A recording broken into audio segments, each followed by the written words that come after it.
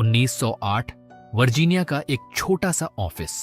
एक युवा पत्रकार नेपोलियन हिल अपने आप को दुनिया के सबसे अमीर आदमी के सामने खड़ा पाता है। एंड्रयू कार्नेगी, जिसकी संपत्ति आज के हिसाब से लगभग $300 बिलियन के बराबर होती।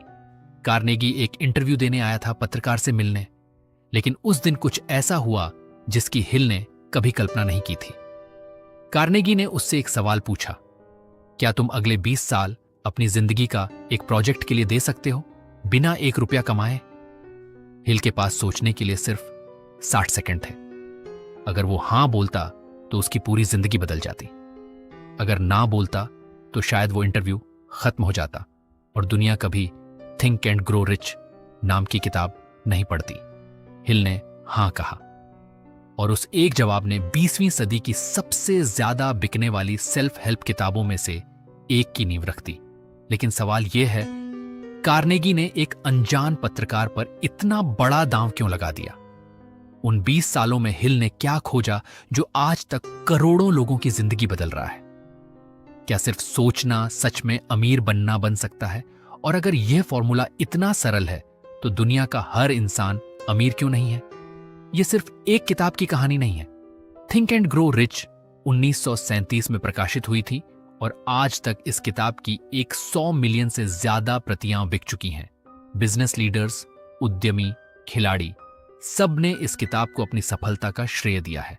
लेकिन इससे ज्यादा दिलचस्प बात यह है कि हिल ने यह किताब लिखने के लिए 500 से ज्यादा सफल लोगों का इंटरव्यू लिया था, जिनमें हेनरी फोर्ड, थॉमस एडिसन और अलेक्जेंडर ग्राहम बेल जैसे नाम शामिल थे।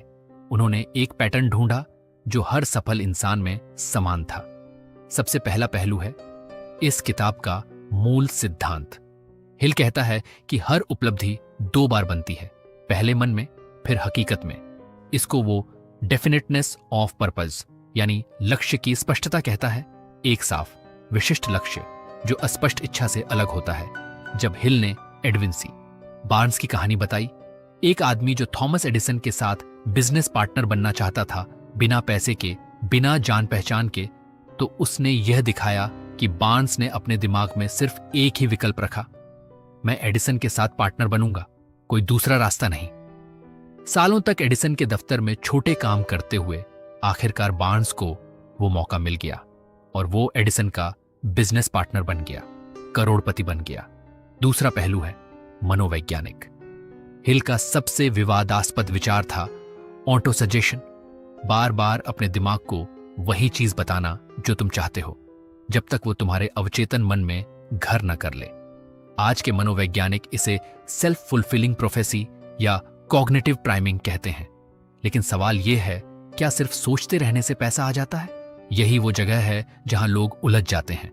हिल कभी यह नहीं कहता कि सिर्फ सोचना काफी है। वो कहता है कि सोच कर्म के साथ होनी चाहिए, ऑर्गेनाइज्ड प्लानिंग के साथ, वरना वो सिर्फ एक सपना रह जाता है। तीसरा पहलू है ऐतिहासिक और व्यावहारिक। 1929 की महामंदी अभी खत्म ही हुई थी जब यह किताब प्रकाशित हुई।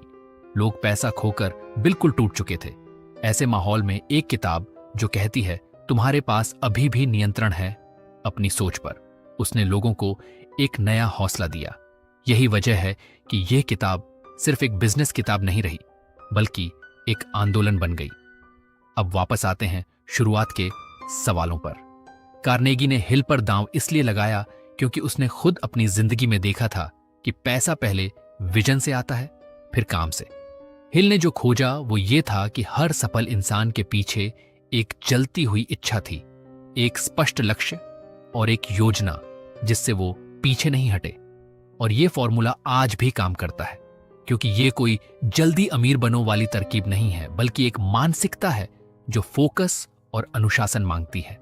तो अगर तुम अपनी जिंदगी में कुछ बदलना चाहते हो, सवाल ये नहीं है कि क्या मैं कर सकता हूं, सवाल ये है कि क्या मेरा लक्ष्य इतना स्पष्ट है कि मैं उसके लिए 20 साल दे सकूं जैसे हिल ने दिया था? कमेंट में बताओ तुम्हारा वो एक डेफिनेट पर्पज क्या है जिस पर तुम आज से काम करना शुरू करोगे।